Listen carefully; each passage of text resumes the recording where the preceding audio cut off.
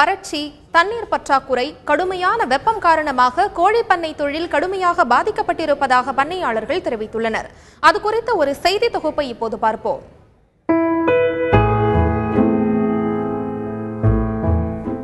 கோடையின் தாக்கம் அதிகரிக்க துவங்கியுள்ள நிலையில் தமிழகம் முழுவதும் தண்ணீர் பஞ்சம் தலைவிரித்து ஆடுகிறது.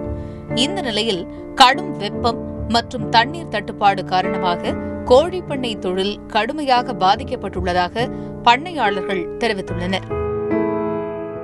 வெயிலின் தாக்கத்தால் கோழிகள் இறப்பு அதிகரித்துள்ளதால் நாமக்கல் மண்டலத்தில் முட்டை உற்பத்தி 15% குறைந்துள்ளது. அதேபோல் கறிக்கோழி வளர்ப்பில் ஈடுபட்டுள்ளவர்கள் கோழிகளின் எண்ணிக்கையை 30% குறைத்துள்ளனர். கோழி பண்ணை என்ன பாதிப்புன்னா, கோழி சாவறது இல்லாமல் முட்டை பர்சன்டேஜும் குறையும். அதாவது தீனி எடுக்காதுங்க. இந்த வெயில்னால தீனி எடுக்காதுங்க. அந்த தீனி எடுக்காததுனால முட்டை போடாது. முட்டை போடலைன்னா அப்புறமேல பர்சன்டேஜ் குறையும். அப்புறம் பண்ணையாளர்களுக்கு நஷ்டம்தான் ஆகும்.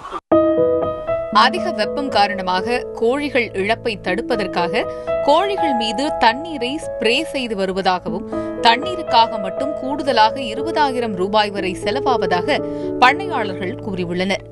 இப்போ இந்த நாமக்கல் மாவட்டத்தில் வெயில் இந்த ஒரு வாரமாகவே வெயில் அதிகமாக அடிக்கிறதுனால கோழியெல்லாம் நிறையா சாவுதுங்க.